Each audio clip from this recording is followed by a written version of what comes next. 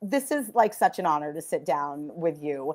And congratulations for being this year's recipient. I know that this must. Thank you, thank you. I'm still pinching myself. Let's talk about this. What does this feel like? Before you actually receive this award, I want to use this as an opportunity to just take this all in before the fanfare. So tell me how you're feeling. You know, it's surreal. I mean, I really don't know another word to fit the feeling. It's so overwhelming and exciting, and it was completely unexpected. So I'm still, processing this amazing gift. How did you find out? Did they just? Well, I was at an event, and my manager and Deborah from this beautiful organization said, "Well, we're going to honor you this year." And my manager Valerie said, "Yeah, I have the email." And and then I had to go to a red carpet and talk about this wonderful charity. So it was this combination of all different things at one time. And I had about 10 seconds to kind of try and assimilate it and then go off and talk about something else, which I guess makes it all, much more fun because I'm still sort of loopy about it. I can imagine. I can't imagine getting that. Number one, I'm very much in the gestation stage of my career. So just to even observing your body of work is incredibly impressive. I did some of my research, and you were absolute delight. I want to let you talk about it a little bit more, but I want to ask you before we really sink into this conversation. This particular recognition from a festival that is dedicated to empowering women in film and television. What does that mean to you personally, where you're at? Oh my gosh, it's the icing and the cherry on the cake, because I've been around a long time, and I've watched the progress. I've had to deal with a lot of what women have gone through in terms of breaking the glass ceiling.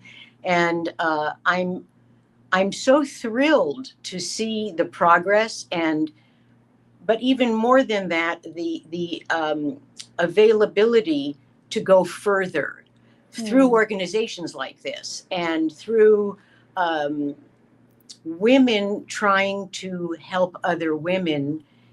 And they've got the power to do that. For a long time, this was always a goal for everyone, but there was no one who had, enough juice to make it happen. And now there are so many wonderful, powerful professional women who are opening all these great doors for artists who need to be seen and heard and appreciated. And to me, that's extraordinary and really the best part of it all. Yeah, it's as I observed this incredible body of work, I imagined that must have been such a journey. Even in 2025, there are still so many humps. I find it as a performer. I had the graduation date of the when I graduated from college, and my manager was like, "Careful, that'll age you. People will know you're over 40." Oh. I'm like, "Wait a minute, I forgot about the shame that's supposed to happen when I'm over 40." And I wasn't necessarily taking that on. I'm like, "Oh, I get it. In order for me to work, I need to hide that I'm over 40." It's really, ageism for women is far worse than for men. In fact, I don't even know if there is that much ageism for men, because they become more interesting and women become old. So it's like this really kind of strange thing where I was so young when I did Saturday. I think I was 22 when I made Saturday Night Fever. And, it doesn't occur to you that that's ever going to be an issue, especially when you're very young. And as I continue to work, and I say, I went from ingenue to grandma, which is great. And the longevity is a blessing. But you start to see sort of how the industry looks at women who are over 40 over 50. And then I don't know if, they write a role in that's a great role and not just, someone that needs to be there to fill the storyline.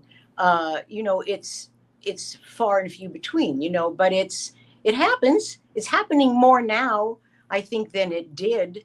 So I'm always grateful when I see a great part for someone in my age range, which I don't know where that is yet, but it's such a good point. And I even as a woman in her mid 40s, who I feel like just launching in my career, I'm so much more inspired by the generation before me to think, can I have the longevity in the theater, in this industry when my career did not begin at 20? And I jokingly say to my friends when I was a little kid, you know how everybody wants a superpower? And I'm like, when I was a little kid, I always wanted to be invisible. Like you could fly or be invisible. And then I'm like, then I turned 45 and my dream came true.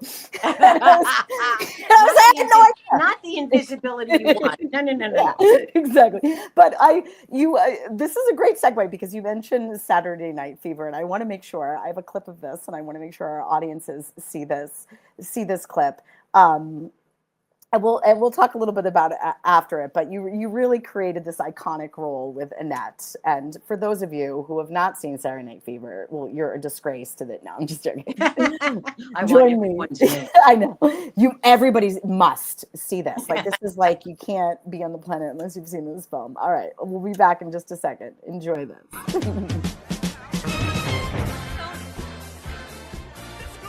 Yeah. You're not my dream girl, nothing like that. You want a dream girl? Well, then go to sleep and have a nightmare. Hello again, this is beautiful Monty, your delicious DJ. Remind you about the universal. Say all sweet things, but get in line to get the prize.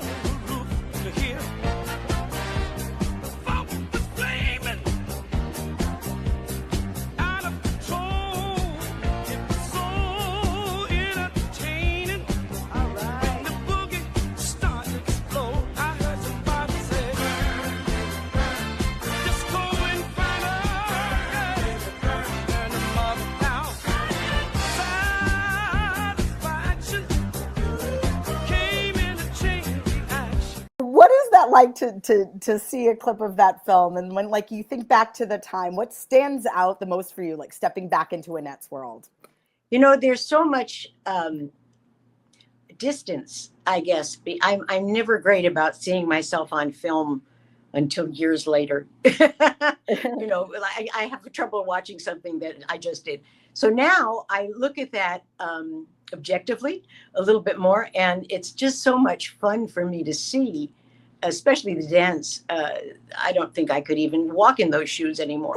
But it is in many ways the statement of the 70s. It's kind of like what Rebel Without a Cause was to the 50s. This is kind of that to the 70s in a sense that it really marks a very definite time and place. Yeah.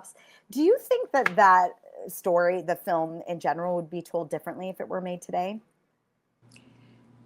Do I think the film is, I'm sorry. Do you think it would be told differently the way that your character is represented if it were made today?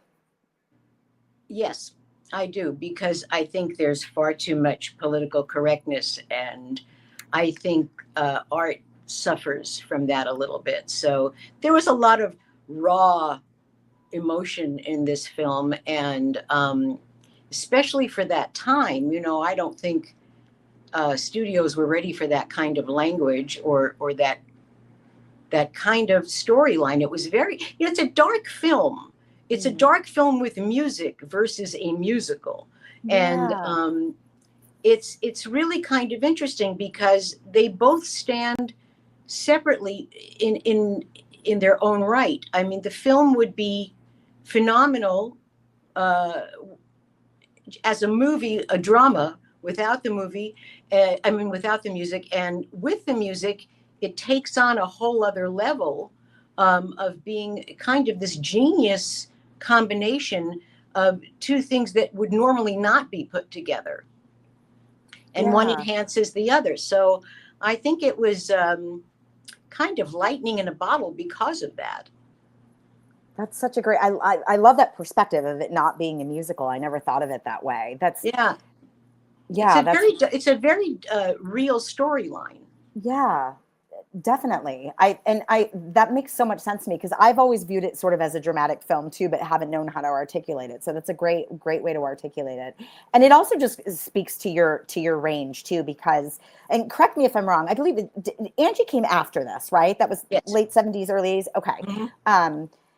But you do such a great job of like transitioning from that dramatic role to now being in the sitcom platform. I'm wondering if you'll speak a little bit on that. It's a lot of luck, and it's, you know, right place, right time. I've always loved humor, and the funny thing is, I visualized myself more in that direction. Not that I didn't love the other direction, but I didn't know if I would be perceived to be the right person to put in that. So it kind of happened in reverse, which I was so lucky because people were surprised that I could do comedy versus I thought they'd be surprised if I could do drama. So, you know, I don't know. There's no roadmap. I think I was just really fortunate to have done the film first and then Angie. And to this day, I'm so blessed that I get to do both still. Sometimes I don't get pigeonholed too much. That really is awesome. I need our audiences though too. I do have a clip of Angie, and it's one of my favorites. So okay. Let's show how Donna transitions incredibly well. You nailed the sitcom platform for sure. Well,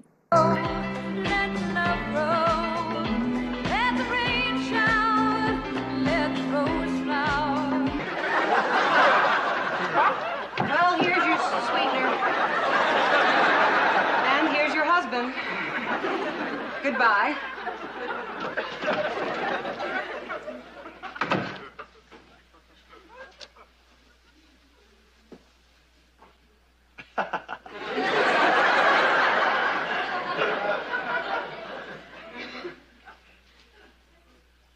No, Angie. I know what you're thinking. No, honey. No, you're wrong. I'm not thinking anything. I trust you, Brad. Oh, Brad, I trust you. You just happened to come in right at the very moment. Hey, you don't have to explain. I know that there is a good, logical reason for what I saw. There is. What is it? She made a pass at me. Oh, yeah, she made a pass and you caught it. No, it wasn't like that. I am not interested in Karen Anders. That kiss looked interested to me. Well, wait a minute. Now, I didn't kiss her. She kissed me. How was it? Not bad. In case you forgot, I'm married. Yeah, but I don't look like Karen Anders. I didn't marry anybody that looked like Karen Anders. Don't rub it in. I married some spicy meatball. They're all that I want. Come on. You mean to tell me you weren't attracted to her even a little bit? Nope. A lot. Oh. There's no contest. Come here, kiss me. No. Oh, come on. No. Come on. No. Come on. I can't. Why? I just can't kiss a man wearing lipstick.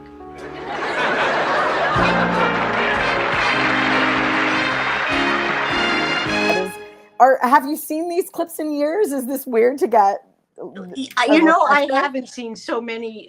I looked at some recently, and it's just so much fun to see it now. And Robert Hayes, who played Brad on Angie, we're like brother and sister still to this day. And he's so funny.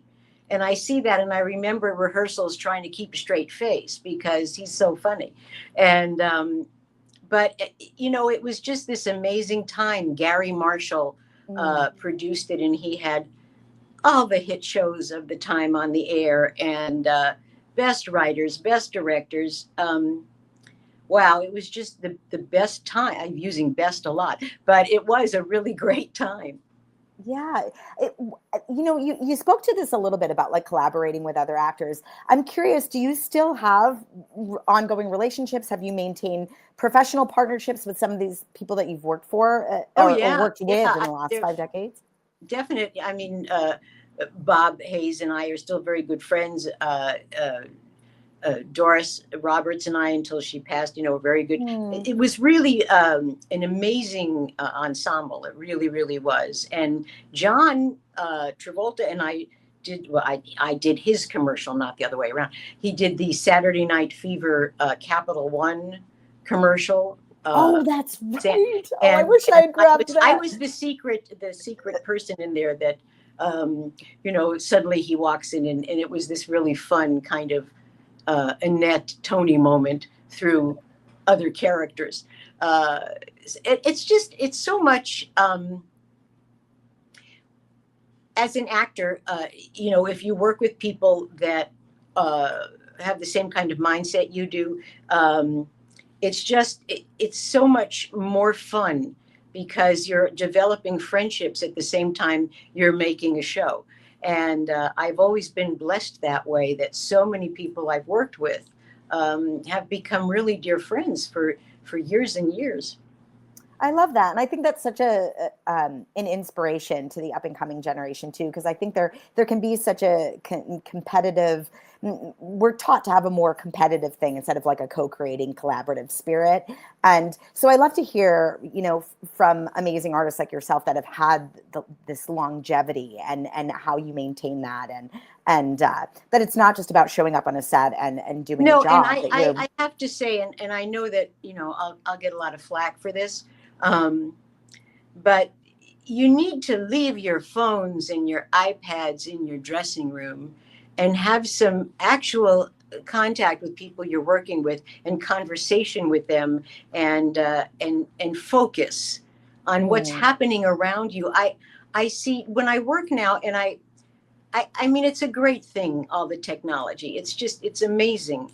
But what it also does is it takes you away from the moment that you're in, because you're trying to do it all at the same time. So you're not giving yourself to the really wonderful moment that you're in. And I find that that happens a lot more now than it used to. So I think the friendships you develop and the relationships that last because you've actually had conversations and you know, you have interests that you find out about with each other. And also, I don't know, it's just my big soapbox. I love that. I enjoy being on the soapbox with you. This has been such a delight. I could talk to you forever. I want to ask you a few more questions, and I want to show one more clip because the first time I actually put the pieces together of the longevity of your career was when I saw you on Sopranos, and I didn't know, even though I'd seen Saturday Night Fever, I didn't realize that was you until like I settled in. I look nothing like me in that, so yeah. But I loved that character too, and I want our audiences also to see. I believe this was from 2002, but just to get an example, I have clips from Out of This World and Grey's Anatomy and Chippendales, and I can't show all of them, but this is one of my.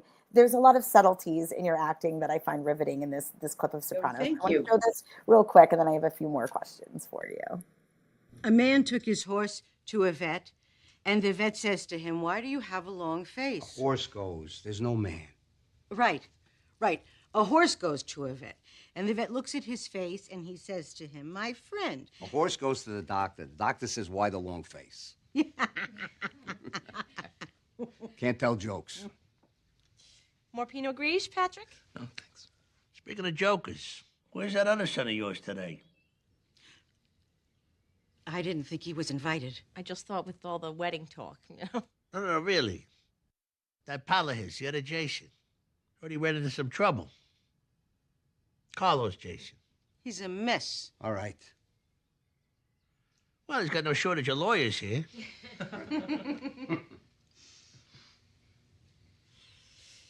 Tell him Patsy needs a refill. No, don't, huh? Sit down.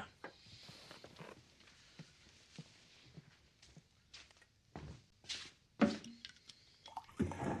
course, this... It's so good. I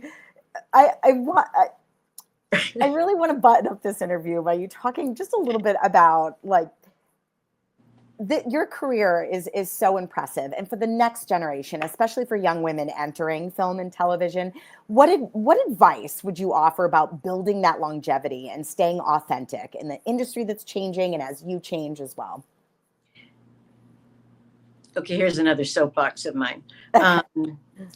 With everything changing and everything moving fast, the one thing that does not change is the work, the art, the fact that you are ready to play a character because you have training, because you have the seriousness of making this as good as possible.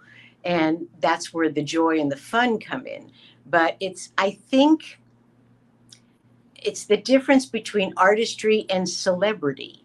If you go into this to be rich and famous, okay, that may happen. If you go into this to be an artist and to work on what that is and to get the joy from being able to create all these wonderful characters, and do various kinds of characters and work and all of that, you're going to succeed way faster and better and have more of an understanding of what it means to do this.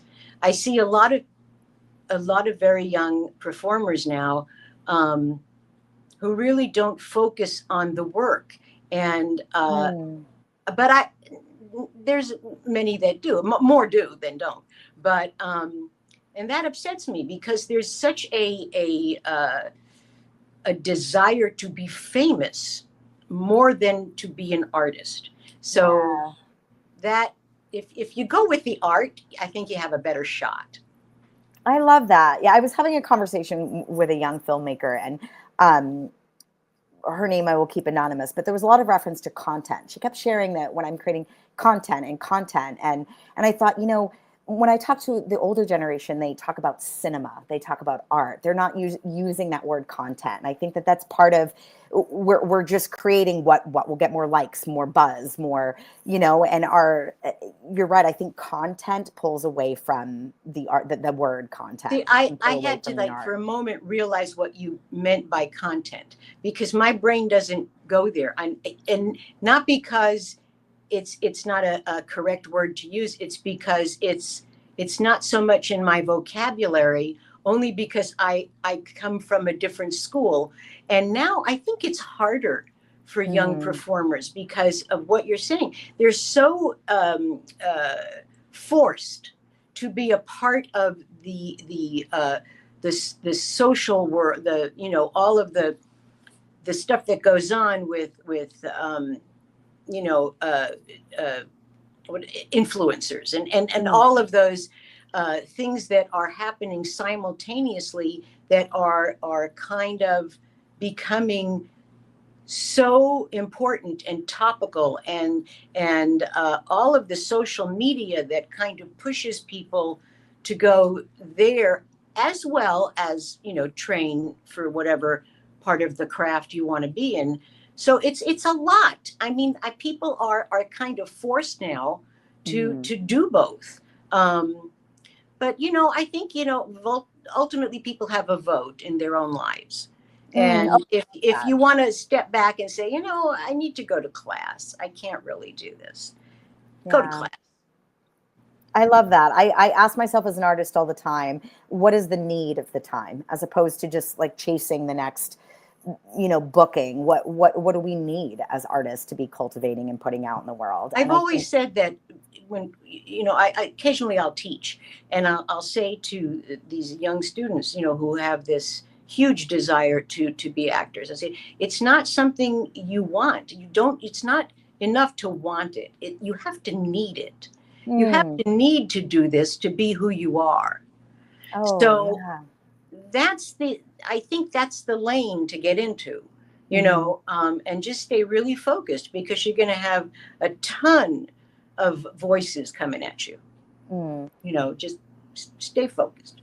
That's an incredible button to end this conversation. It has been such a delight to talk to you. Congratulations again. Thank you so much. This has been great fun, and I love seeing those clips. Oh, I love it too.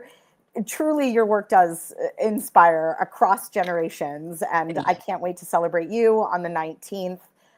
Please join us in celebrating Donna Pescow at the La Femme Film Festival on October 19th.